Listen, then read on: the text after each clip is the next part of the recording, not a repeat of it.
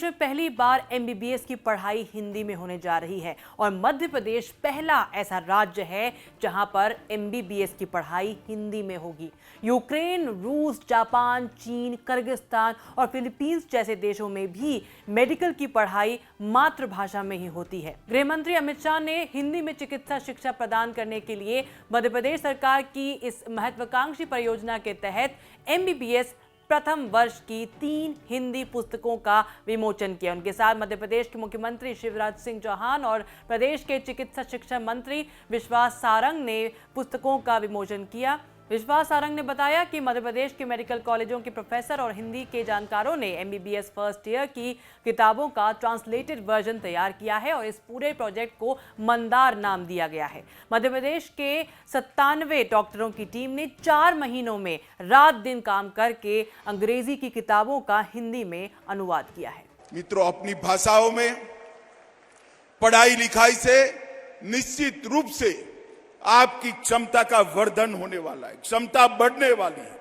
और मैं आज देश भर के युवाओं का आह्वान करने चाहता हूं कि भाषा की ये लघु ग्रंथि से आप बाहर आ जाए। लैंग्वेज के कारण इंफीरियरिटी कॉम्प्लेक्स सहन करने की जरूरत नहीं है, पालने की जरूरत नहीं है।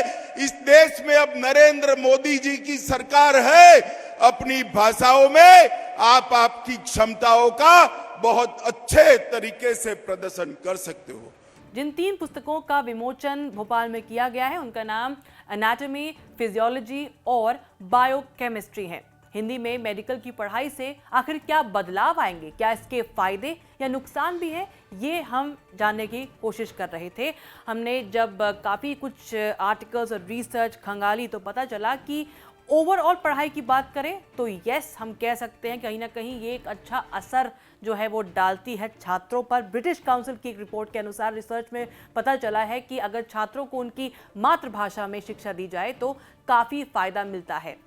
लेकिन एमबीबीएस की भी बात करें तो हिंदी और बाकी क्षेत्रीय भाषाओं में शुरू करने का जो मकसद है वो ये है कि 90% मरीज जो हैं वो इंग्लिश से खास परिचित नहीं हैं। जिन लोगों ने अपनी मातृभाषा में पढ़ाई की है उन्हें अक्सर मेडिकल स्टडी करने के लिए अंग्रेजी को अपनाने में भी परेशानी होती है। लेकिन आपको बता दें कि एमबीबीएस को क्षेत्रीय भाषाओं में शुरू करने के फैसले की कुछ मेडिकल एसोसिएशंस ने आलोचना भी की है। उन्होंने दावा किया है कि ऐसा करने से मेडिकल एजुकेशन की जो क्वालिटी है वो गिर सकती है और स्टूडेंट्स को गंभीर रूप से प्रभावित होना पड़ सकता है। फाइमा डॉक्टर्स एसोसिएशन के अध्यक्ष डॉक्टर रोहन कृष्णन के मुताबिक मेडिकल एजुकेशन को अंतर्राष्ट्रीय दिशा निर्देशों और निकायों के बराबर होना चाहिए। आइए सुनते हैं कि कुछ स्टूडेंट्स जो हैं जो मेडिकल की पढ़ाई कर रहे हैं वो क्या कहते हैं इस बारे में। हिंदी में पढ़ने का ये है कि हम तो बचपन से हिंदी में ही पढ़े हैं, हम हिंदी मीडियम के, तो हमारे लिए वो अच्छा है। पर हम जब हमारी प्रैक्टिस करने जाएंगे, जब हम किसी का इलाज करेंगे, उस टाइम पे हम अगर हिंदी पर्चा लिख के देते हैं तो वो सामने वाला हमको इस तरह का समझेगा कि नहीं समझेगा, वो सबसे बड़ी बात आती है। वो अगर हमें नहीं समझेगा इस स्तर का तो वो हमारे पास आएगा ही नहीं आगे। तो आपको क्या लगता है इसके साथ में सरकार को और क्या करना चाहिए जिससे आपको आसानी रहे? इसके साथ सरकार को ये करना चाहिए कि हमें इंग्लिश के बारे में भी बताना चाहिए, हिंदी के बारे में भी बताना चाहिए। जो शब्द जो हमें नहीं समझ आ पा रहे हैं इंग्लिश की टर्मिनोलॉजी, वो हमें हिंदी में समझाना चाहिए। जैसे हमें यहाँ पे सर लोग समझाते हैं, जो इंग्लिश के शब्द रहते हैं वो हमें नहीं समझ आ पाते, पर कोचिंग में हमें सब हिंदी में भी समझाते हैं। मैं सरकार के इस फैसले से खुश हूँ, बट लेकिन हमारे लिए पीजी करने में बहुत ज़्यादा प्रॉब्लम है। ये फैसला जो है सिर्फ हमारे एमपी में ही है एमबीबीएस कराने का, लेकिन हम एमपी से हट के मुंबई चले जाएं कहीं भी। देश में इस तरह का फैसला लागू होना चाहिए कि जो बच्चे हिंदी मीडियम के हैं उनको हिंदी में एमबीबीएस भी कराया जाए और एमडी और एमएस भी। लेकिन फिर हम इंडिया से बाहर नहीं जा सकते ना, हमें तो इंडिया के बाहर भी जाना है, वहाँ भी प्रैक्टिस करनी है। हमें सिर्फ इंडिया में बन के थोड़ी ना रहना है। आजकल लोगों का दिमाग में ये है कि जो इंग्लिश जानता है वो ही सिर्फ पढ़ा लिखा है, जो हिंदी जानता है वो अनपढ़ है एक तरह से। तो लोग बहुत कम आएंगे और जितने लोग देखेंगे कि ये इंसान हिंदी में दवाइयाँ लिख रही है, हिंदी में बात कर रही है, हिंदी में आपसे पूछिए सवाल, तो वो तो ज़्यादा पढ़ा लिखा है नहीं उन लोग के मुकाबले। क्या लगता है आपको इंग्लिश में पढ़ना आसान होगा या फिर हिंदी में?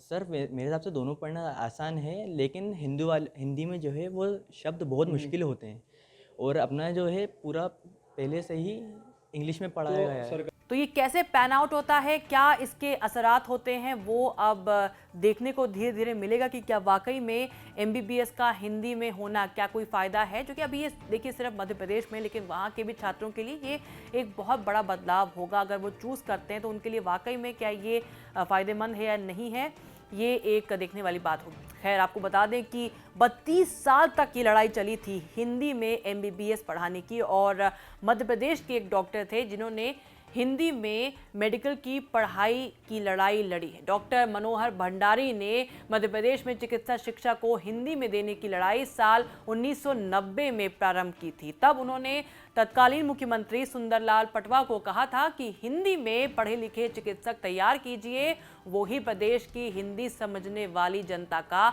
दुख दर्द समझ पाएंगे। डॉक्टर भंडारी ने वर्ष 1992 में MD का शोध प्रबंधन हिंदी में प्रस्तुत किया था। तब वो ऐसा करने वाले प्रदेश के पहले और देश के तीसरे व्यक्ति थे। वहीं डॉक्टर भंडारी ने अपनी MD की थीसिस हिंदी में लिखी थी। उनकी MD थीसिस को तब देश भर में सुर्खियां मिली थी।